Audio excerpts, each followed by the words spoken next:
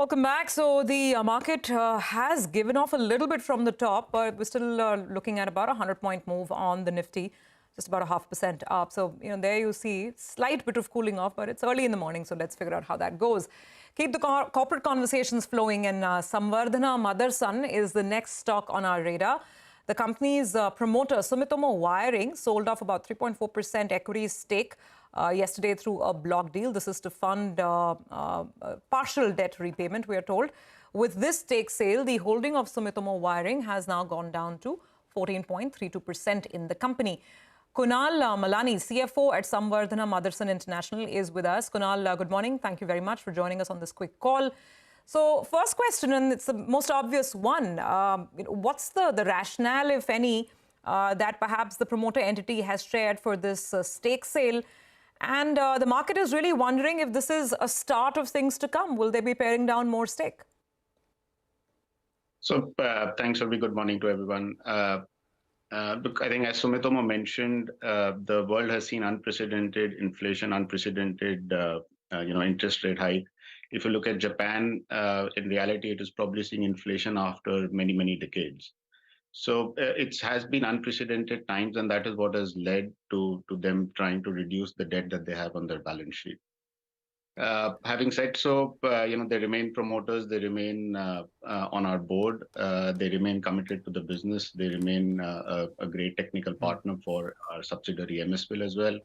So in reality, nothing has changed from our partnership perspective, but this probably was the corporate strategy to reduce some of the debt that they have on their balance sheet. Right. But Kunal, a lot of people will counter-argue saying that, okay, if you have to pay down debt, there are other options. You can refinance, you can sell some other assets. The fact that they've chosen to sell, it's a small portion of their holding that they've sold right now, but the fact that they've chosen to do so in, in this company, that is making people wonder what the broader strategy is. So again, any conversations? Will they be perhaps selling more in the market? Wrong person. Frankly, that is better asked to Sumitomo. But no, in case you've had any conversations, I mean, in case the company management has had any further conversations on this with Sumitomo? No, not really. All that we know is they have taken a 180-day lock-in, so clearly nothing's happening for the next 180 days. That is what we know. But as I mentioned, they remain on the board. They remain a great partner. So in reality, from a company perspective, nothing has changed. They have to repay their debt. They've sold about 3.5% stake right now. Of course, they can't sell anything for the next 6 months. Do you think the matter will rest at their balance sheet? And because every person we speak to is predicting some more weakness going forward for the world 6 months, down the line. You're talking about unprecedented times. Perhaps they can get worse from here. Were they to get worse, do you think that they will then sell more? That's one. And secondly, your arrangement with them is there any definite time with the kind of partnership, the technical arrangement that you have with them?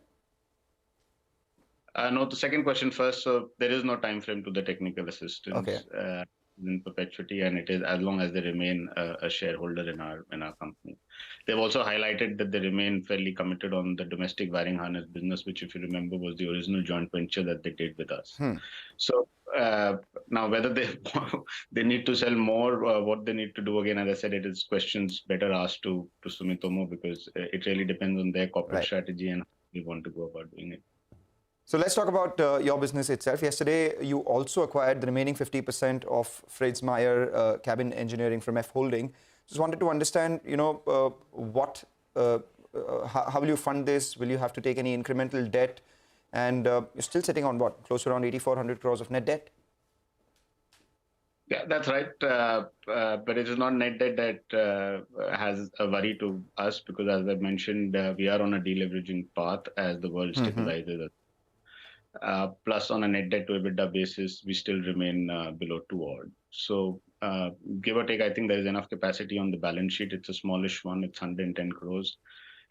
Again, just to highlight, while we have bought our partner Fritz Meyer, but he remains committed to the business as well. So that just shows you the strength of the partnership that we have.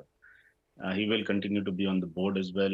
We will continue our technical alliance that we have with Fritz Meyer.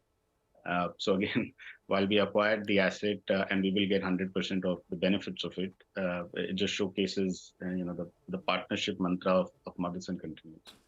So just some more details on Fritz Meyer. I don't actually have the total P&L with me. I think 9-month revenue was 144. Was this entity profit making? Was there a loss? How much debt did it have on its books? And what kind of margins does it operate on? It operates on teens kind of EBITDA margins. Last 9 months, it's shown a 70% growth from the previous quarter, from the previous year. And the way we see it positioned with the amount of infrastructure spending that it is doing, the requirements for off-highway equipments will only increase, and that augurs well for the business. Profitable, Kunal? Yeah, is it a profitable entity? It is, as I said, mid-teens margins. Okay. Right. What's your target on content per vehicle? I'm just trying to understand with all these acquisitions that you're making, the new categories that you're catering to, from say the current levels, how much higher do you think they go and by when? That's one. And secondly, electric vehicles, that's the buzzword. You made a big acquisition there as well. About 5-6% of your revenues currently comes in from EVs. Where does that go going forward? Look, on EVs, our order book also on the SMRP BV side is 37% EVs. So adding SS is only going to enhance it. So you should be seeing high double-digit growths quarter on quarter on the EV front. On the content per vehicle, the reality is, well, it's not a track number per se, but I would imagine with newer products coming in, as well as all the industry trends, whether it is premiumization, whether it is more SUVs, whether it is more EVs, all of these are actually enhancing the content in our existing product line itself. So I would imagine, all in all, we should be inching upwards on this, but it's not a track metric. Finally, Kunal, leave us with an outlook. I know you don't give a specific guidance, that's fine. But still an outlook, because you've been doing these acquisitions. The latest one, as you said, is the margin is in the teens, though it's a much smaller sort of revenue number that we're talking about. But as we look at FY24 for the company as a whole, would you be perhaps aiming for double-digit margins? And what's the kind of top-line growth, top-line profile that you perhaps would have in mind for the new year? As you rightly said, we won't talk about margins, but I can say the industry as a whole seems to have been an improving trajectory. Even if you look forward, in spite of all the headwinds in the in the different economies, we still anticipate a decent amount of growth to come in. We are more favorably positioned on the more premium end of it, where a lot more the pain is much less and the content is a lot more. So all in all, I think we should be growing both on the top line and on the bottom line versus the current year. All right. Thanks a lot for joining in, giving us details on your business going forward. We will obviously await what takes place from Sumitomo, but that's a question, like you said, better posed to them than you. But you are confident as ever about your business. So thank you for joining in. That's Samvardhana Motherson. It was lower yesterday, lower today as well. But then that's not as much for fundamental reasons as there is for supply reasons. The other stock on our radar is Biocon. This is after a big upgrade coming in on the company from Bernstein. They've upgraded the stock from market performer to outperformer, and they're also bullish on the biosimilar segments. Expect 5 new launches from Biocon in the US over the next 3 years. We have with us Kiran Mazumdar-Shaw. Thanks a lot, Mr. Shaw, for joining in. Brokerages are bullish on the biosimilars opportunity. In fact, just to quote some numbers, Bernstein says that more than $50 billion worth biologics are estimated to lose exclusivity up to 2028. That offers a large market opportunity for you, in specific 5 new launches in the next 3 years. What could the potential sales from these products be, and what do you see in terms of competition, pricing pressure for biosimilars?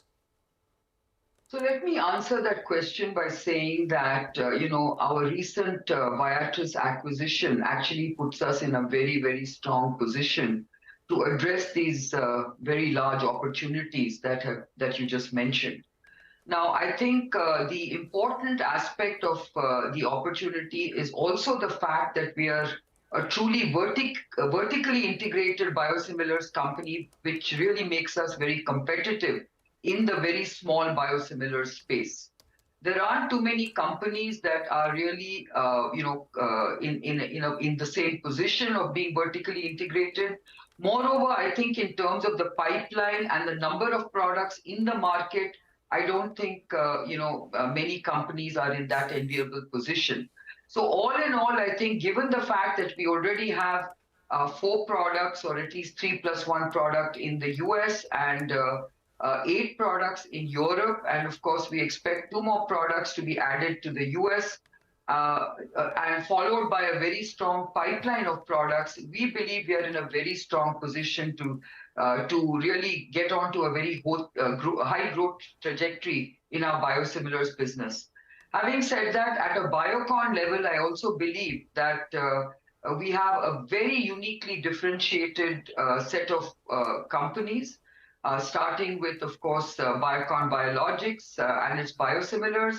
We have Syngene and its very uniquely differentiated research services play. And then we have, adding to that, of course, is Biocon's growing stature in APIs and very differentiated specialty generics. So all in all, I do believe that we are in a very strong growth phase, and in next few years will actually demonstrate that.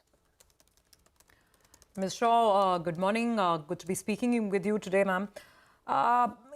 Given what you said, and I'm just harking back to the conversation we had at the end of the third quarter as well, where there was an indication that perhaps at an opportune time, Biocon would look at selling some stake in the biologics business. Are you anywhere closer to that in terms of any interesting conversations, anything on the table? Well, like I mentioned, we've made a large acquisition. We have taken on a large, very serviceable debt, I might add. But having said that, we do believe that reducing that debt to a slightly lower level would also help the business in a way that it sort of makes our balance sheet far more stronger. But having said that, I don't think we would like to basically make it sound as if to say that this is extremely dire, because I think we are in a very healthy position. Our current EBITDA levels are strong enough to support the kind of debt we have taken on. I have just returned from the US, where the business prospects look extremely bright. And I, for one, believe that our stock is not well analyzed and understood. I believe that investors need to really dive deeper into what we are doing. Our recent, spin-off, the novel spin-off that we have in Boston, Bicara Therapeutics, was oversubscribed in its Series B round because of very stellar data. All in all, if you look at it, I think we have a uniquely differentiated business in India. I do hope that investors recognize that. So, absolutely. Good morning, Prashant here. The market for pharma M&A seems to have opened up. We saw that $40 billion Pfizer deal, mammoth, right? So have you had conversations with investors? You said, well, they need to, the business is not well understood. Is there any pushback, or it's on track? I'm talking about the stake sale in Biocon Biologics. And actually, if I might add, even in Syngene, there was some chatter whether you might want to look at a little more stake sale there. So either of the businesses, what's the thought process on more conversations with potential investors? So as far as Syngene is concerned, we unlocked value at a time when we needed it. I think we don't have any plans to unlock it further. As far as Biocon Biologics is concerned, as I mentioned, we are looking at raising some equity to offset some of the debt, but it's not going to significantly impact Biocon's holding in Biocon Biologics. I think Biocon Biologics remains a very, very important play for us, and I don't think we will ever have a stake sale that will compromise that. As far as the M&A that you talked about, it's really about big pharma looking for new novel assets. And Seagen, of course, had a very, very innovative platform of, antibody conjugates. But having said that, I would like to say that Bicara itself is a hugely differentiated asset. It is very exciting, and I'm very excited that it came from our research stable. Right. And let's talk about your business specifically with regards to the status of US approvals. Just wanted to know, how the approvals for insulin aspart as well as bevacizumab stand at right now, and also the status of approvals for aflibercept. Yeah, so adalimumab or aflibercept. Okay, so aflibercept. Both, all of them. So aspart, bevacizumab, and aflibercept. So adalimumab has already been approved, and we are just waiting for the launch date in July this year, and we expect that to be a very, very important launch for us. We're very excited by the prospects of that launch. As far as aspart and bevacizumab is concerned, we are on track to basically address our CRLs and hopefully get approval in the near future.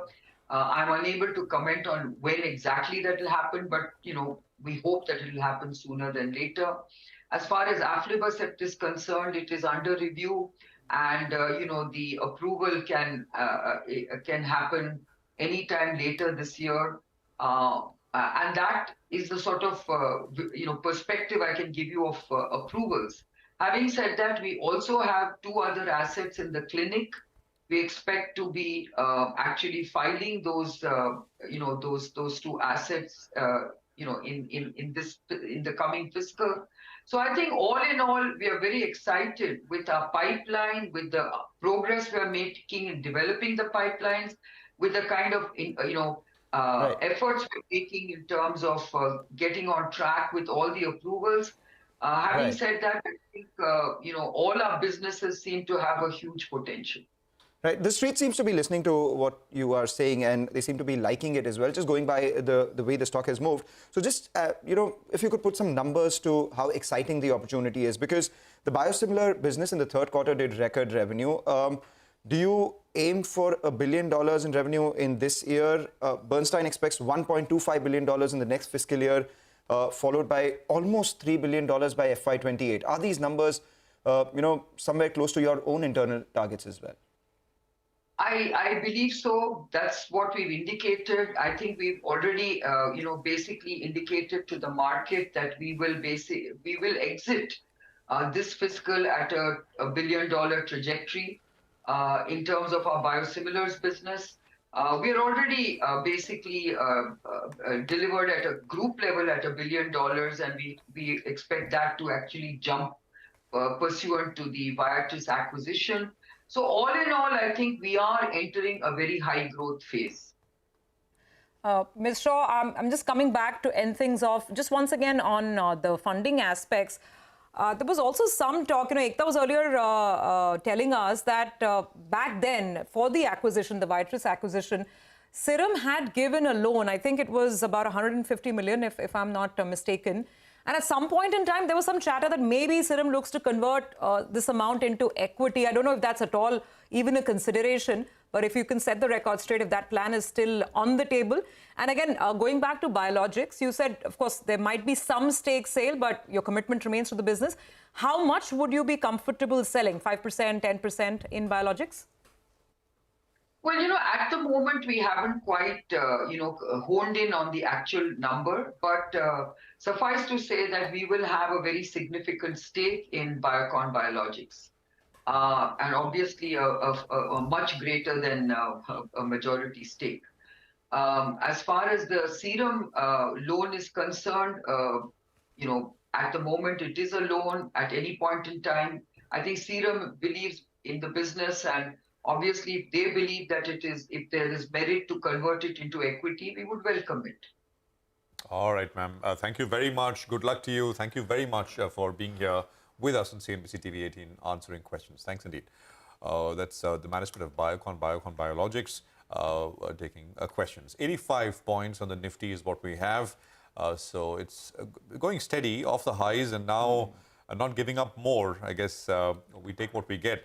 Just a few names. By the way, the market breadth is pretty good. 4:1 in terms of in favor of advances is what you have. And the defense names are all good, HAL, etc. KPIT is up 5%. KPIT has had an interesting week. DLF is up another 4%. These are some of the large volume traded gainers that I'm spotting. NCC is another one. Nagarjuna Construction, 104, 105, 3% there. LTIM, there is L&T Mindtree, 3% on that one. Aurovindo Pharma is up about 3%. The Bank of India from the PSU Bank space is up nicely. There is AB Capital, which is up about 3% or so. And Jubilant Pharma is another one, which is, okay, this is a big one, 10.5% on big volumes on Jubilant Pharma at this point in time. Data Patterns and a few others are out there with 3.5% gain. So broader markets doing better. Nifty has come off the highs, but still about 75 points in the green. Mitesh is with us to tell us what to do now in terms of taking fresh trades. Mitesh, morning again. So what does one do? Morning, Prashant. So we have come off the day's high, but I think, the overall setup, as I said yesterday also, till we cross 17,150 decisively, we just ventured around 17,145 being the high. I think you will see some choppiness, and 17,150, 16,800 could be the near-term range. But there is a chance of this pullback eventually coming out because while the market hasn't been able to reverse as yet, the indicators are now starting to mildly turn upward from an oversold level. So I think there'll be choppy a few hours to possibly for us to get through. But if we don't break 16,800, then I think good chance that we will once cross 17,150 head towards 17,280, 300 zones, and from there we'll take it and see if there's a bigger reversal happening or we kind of fizzle out around those levels. For the time being, Nestle is something which has come on my buy list. Keep a stop at about 18,400 here. Or just below it, and look for a target around 19,300 on the upside. And L&T is also something which is of interest on the long side. The stock has given some kind of a breakout from contracting pattern. So buy here with the stop just below levels of 21.90 and a target of 22.55 is what I would do. All right, Mitesh. Nestle as well as L&T are your two preferred picks right now. Still, the market is a little choppy. What we'll do is actually take a short break, come back on the other side. We'll shift focus to all the things commodities. Equities are where they are right now.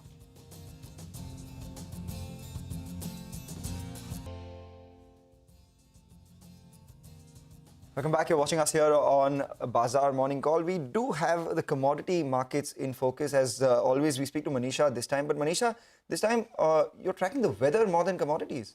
Well, it is the commodities which will take all the impact from weather and your markets as well, actually, Mangalam. But, it has been clearly erratic, the way we've seen climate changes, the unseasonal weather movements that we have seen. I'll take a step back and talk about the heat wave that we saw in the month of Feb and March. And clearly, we have seen crops suffering because of that heat stress that we've seen in last 15-20 days come in there. I'll also talk about on what we've seen in sense of temperatures, which have jumped up by 3 to 9 degrees Celsius above normal in many places, including Maharashtra, Rajasthan, Gujarat, and many parts of northern states as well.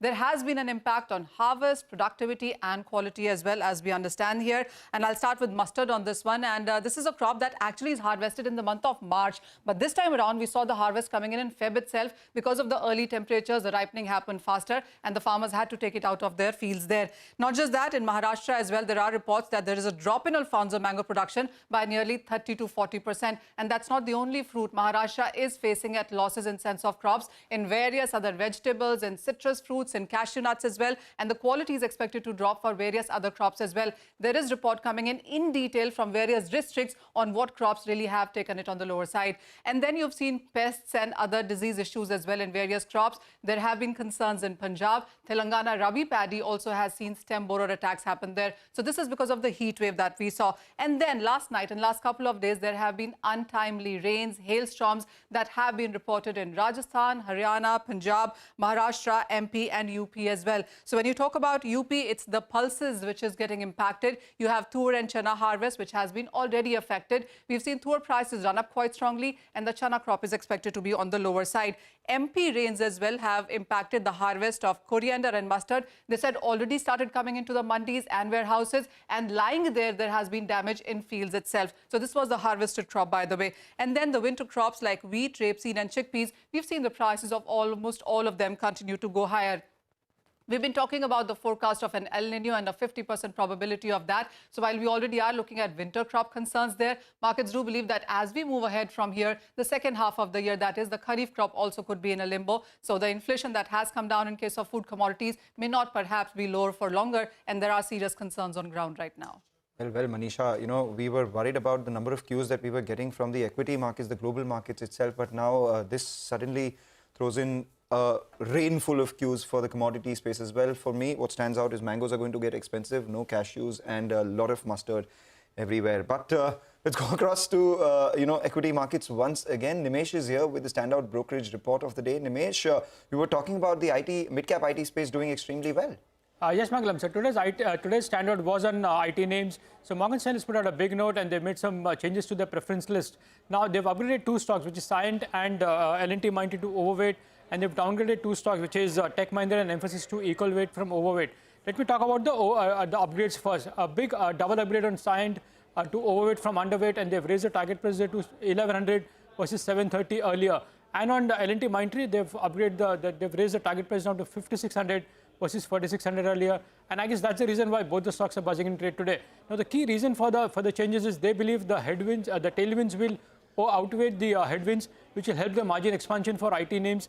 And within that, they prefer L&T Mindtree, TCS, and HCL Tech as best position because they have the margin levers compared to the peers. So, some big changes in the IT preferences, but a double upgrade on Cyient and an upgrade on L&T Mindtree from Morgan Stanley today. Okay, got that. Nimesh, thanks very much. So we'll watch out for some of those mid-cap IT names. By the way, HAL is flying high, 3% on the upside, and Bharat Forge has a 2% gain as well to count.